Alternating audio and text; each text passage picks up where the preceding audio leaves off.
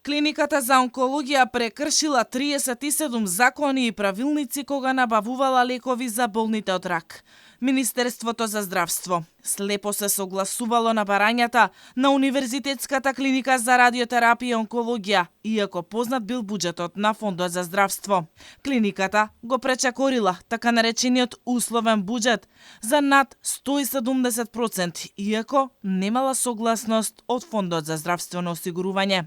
Овие поенти беа презентирани на анкетната комисија од страна на председателката на ова собраниско тело, Рашела Мизрахи. Таа во обемна презентација представи делови од извештаите на ревизорот, интерните процедури на клиниката и законите за здравствена заштита и јавни набавки, преку кој го представи, како што рече, со докази внатре системскиот башибозук кој царувал на клиниката.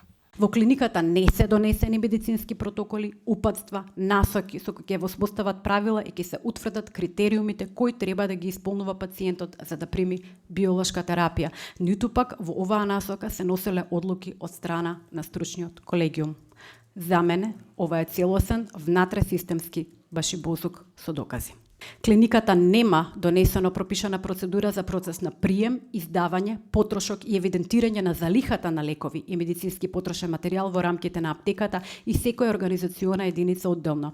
Имено, работењето во оваа област се одвива согласно претходно воспоставена пракса, а месечните извештаи врз основа на кои се евидентира потрошокот на залихите не се соодветно архивирани.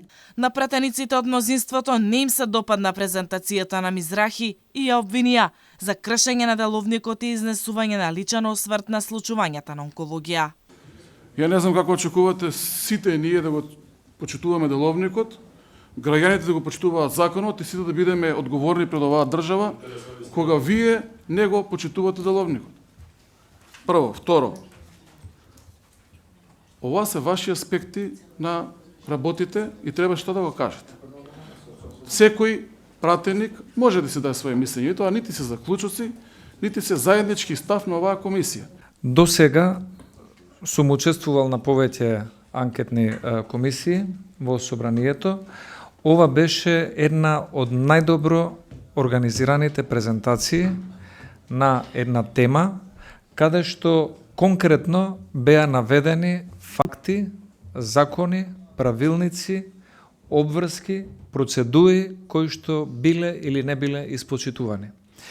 Според опозицијата, главен виновник за скандалот на онкологија е поранешниот министер за здравство Венко Филипче, додека за пратениците од мнозинството единствената цел на ВМРО ДПМН е политичка пресметка со СДСМ и оцрнување на екс-министерот за здравство.